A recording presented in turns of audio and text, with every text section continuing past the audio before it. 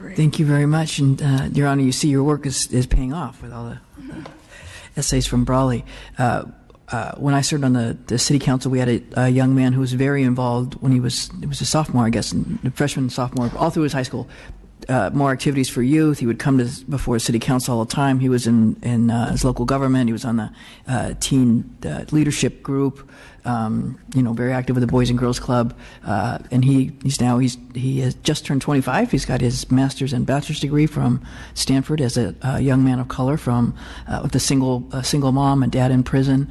And now he's come back. He's completing his first term on the city council, and he's running for Stockton mayor, young Michael Tubbs. So, I mean, just a great example, I think, of civics in action and what that early exposure does for leadership and determining one's life course.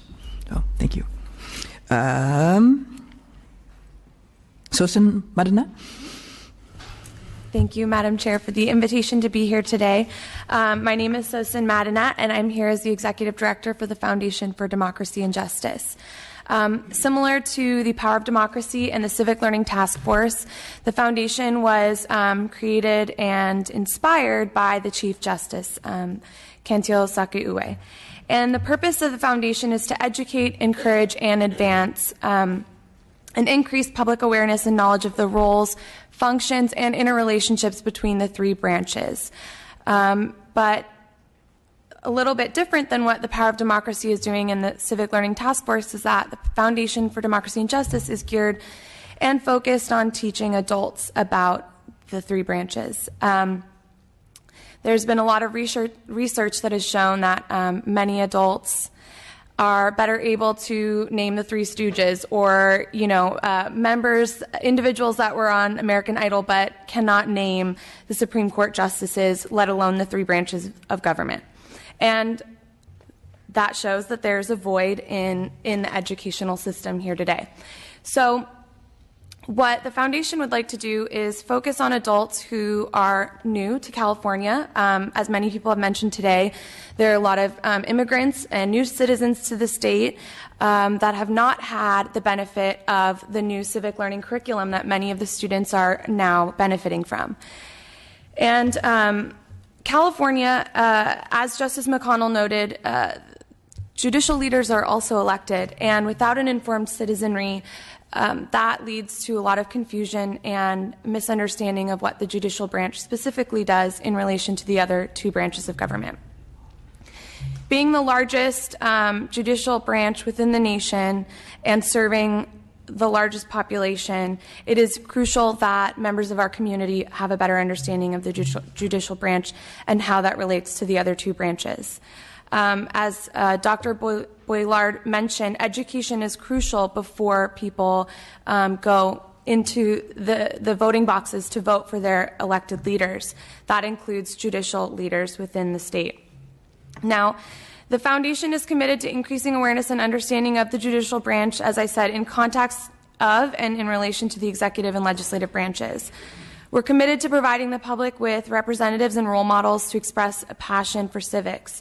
As someone else mentioned here today, confidence within the government is low, and providing individuals within various communities through the state with role models and more one-on-one interaction with judicial leaders throughout the state, we hope would provide better confidence and a better understanding of what they do on a day-to-day basis in their positions. We're committed to expressing the unique structure of our government and the opportunities that it creates for individuals. California and the United States in general has a very unique structure in having three branches and allows people to take many more risks and to solve complex problems. Now, the judicial branch is the one that many people come in contact with on a day-to-day basis, filing temporary restraining orders, changing names, divorce proceedings, but they have a very hard time understanding how to navigate that system. So what we would like to do is work with various branches, agencies, community leaders, work with judges in the communities throughout the state to provide educational presentations for individuals in a variety of different venues, whether that is in the form of town hall meetings. I know the Chief Justice has done that in the past and has worked with legislators to come into their communities and speak with individuals about, the various aspects of the judicial branch. But she's only one woman, and as you know from hearing other people speak, has many other commitments. And so we are in the early development stages of working with other judges throughout the communities to provide these presentations and to provide them with training so that they're better able to speak about the branch. We would also like to work with higher education and service organizations and community and social organizations as well. We are a startup nonprofit, and so we are looking for ways to collaborate with other branches of government. Being here today has been incredibly useful in hearing what other individuals are doing within the community and what you are open to doing in the discussion. We'd really like to open the dialogue of educating, not only K through 12, but also the adults that have finished the curriculum, and really, really bringing it back to educating them on the three branches, and the judicial branch being one as a co-equal with the other two. So thank you very much for the opportunity to speak here today. Yeah, wonderful. When my former life I was a professor at Sac State. I taught advanced policy in the Division of Social Work for master's students. And amazing, it took me not long at all to realize that people don't have a basic understanding of the three branches, who their elected representatives are, what those things do, and how that has an impact on everyday lives. I mean, I'm honored to say now 3 of my former students are now working in the policy area and some running for office, but I just really think the more people we can educate on what the process is, it grabs people's attention. I mean, people realize its meaning, but the average person walking around has no idea how government works, which is why we're all sitting here today. So thank you. Scott Warren with Generation Citizen. Yeah, thank you, Madam Chair, and thanks for having me. So I represent an organization called Generation Citizen. We're actually based in New York, but we have programming in San Francisco, and I'm originally from San Diego, so it's always fun to come back to California. I'll echo a lot of the things that have been said, and I know I think I'm last, so I'll try to everything that's been said has been so great, so I'll see what I can do to add. What Generation Citizen tries to do is actually what Superintendent Gordon was talking about, this notion of action civics, and you were just talking about it. I think that the two challenges that we have when it comes to civic education in the classroom, and the task force touched on this. One is that schools aren't teaching it to the degree that they should be teaching it, largely because we've taught to the test so much. I will say that I think that there's an opportunity there because we overcorrected. I think people are realizing that we overcorrected, and there's an opportunity to bring civics back in ways that it so deserves. The second thing I would say is that when civics is in the classroom, and this has been spoken powerfully on this panel, it needs to be relevant to students' lives. What's the best way to learn science? We do science experiments. The best way to learn math is through applied math. The best way to learn English is to read exciting books. We can't treat civics as different from every other subject. Students need to learn civics by actually doing civics, and that's essentially what Action Civics is. What Generation Citizens program actually does is we have a student-centered process where as a class, students choose local issues that they care about. So they have a dialogue. We ask them, what would you change if you were in charge of your city, your school, your state? For many of these students, that question has never been posed to them. The notion that they can actually change their communities, that their communities are not stagnant, that they have a voice, is something that is a foreign concept.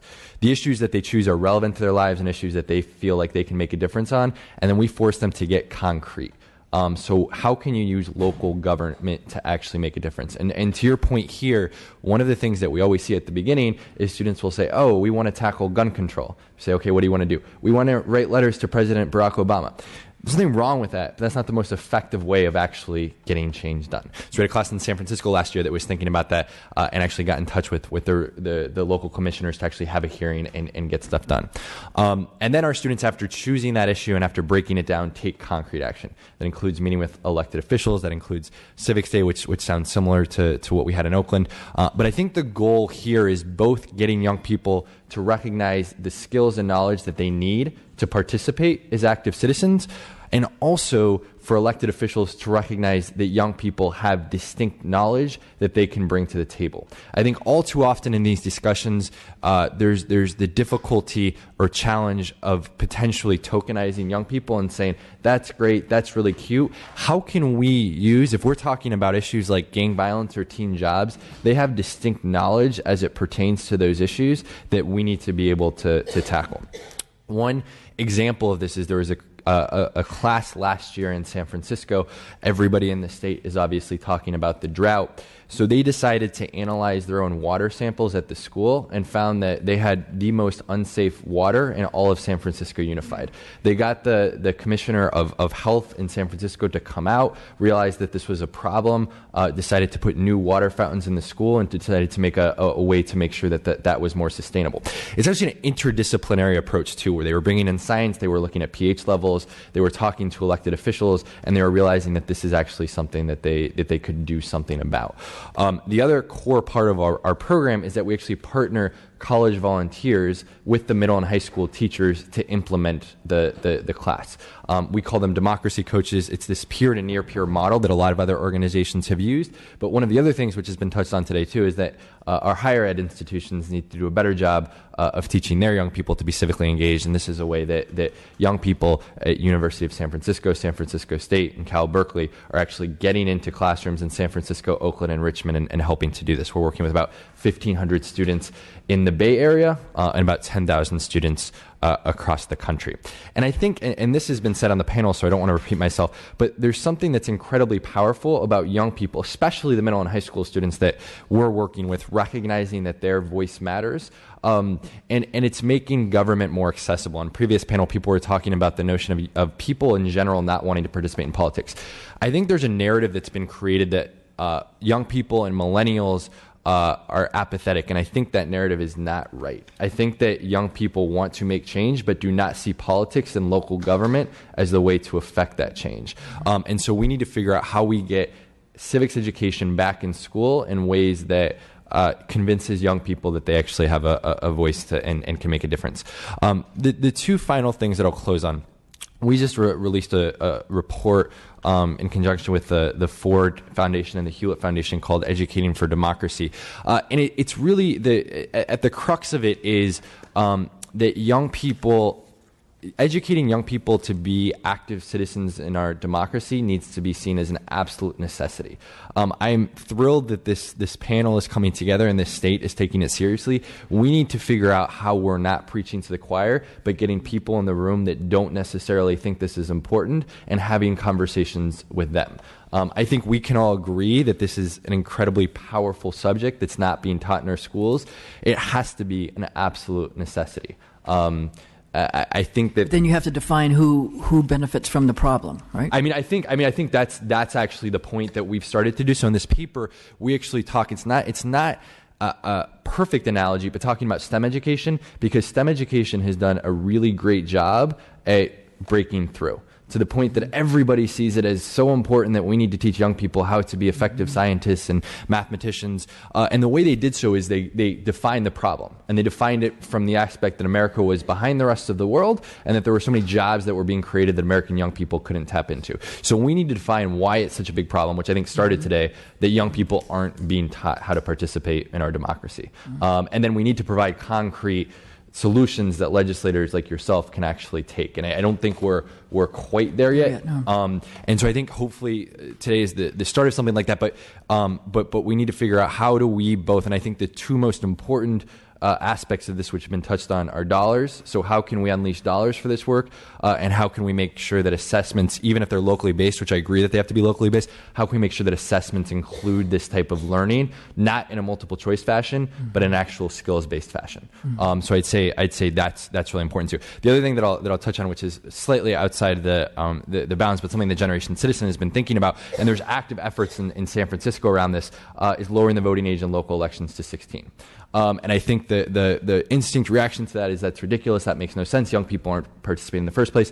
The campaign in San Francisco is active. It's going to be really interesting what happens there. And I think the reason it's relevant here is that if you can get 16 and 17-year-olds to vote in local elections, it's happened in 2 cities in this country, Tacoma Park and Hyattsville, Maryland, schools will be more motivated to teach this. There's all sorts of research that shows that 16 is a better age than 18 to start voting. There's countries across the world that do this. And I think more than anything else, I think it sends a message that we realize that it's a problem, that voter participation in this country is a problem, that voter participation amongst young people is a problem, and we need to have an urgent conversation about how to fix that. Thank you. Thank you. Thank you all. And you said at the beginning of the conversation, but it's a continuation. I mean, people have been doing a lot of work throughout the state, and so I'm hoping that we can begin to harness that and start all rowing in the same direction with renewed vigor and attention to this. So I thank you all for your interest and your participation and taking the time to come and talk about this today. We'll do another hearing in Los Angeles and really kind of delve down deeper, and hopefully I have another 8 years or so in here in this body, and we can really start to make some huge headway in this that is not easy to stray from once we get going on that track, because I agree it's vitally important, I think, for our success as a state. So thank you all very much. I know we went over a little bit and we want to allow some time for public comments, but I look forward to our continued working together. Thank you very much. If people want to use this mic over here, if anybody has some public comments, we'll...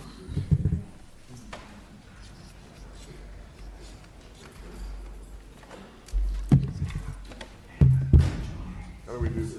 Public comment? Very, very good. Nicely done.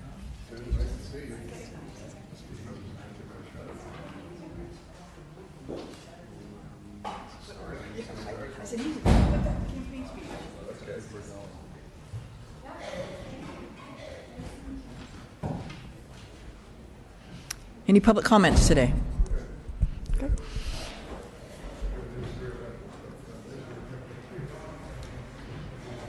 Thank you for putting this hearing together today. My name is Ted Jackson with California Foundation for Independent Living Centers.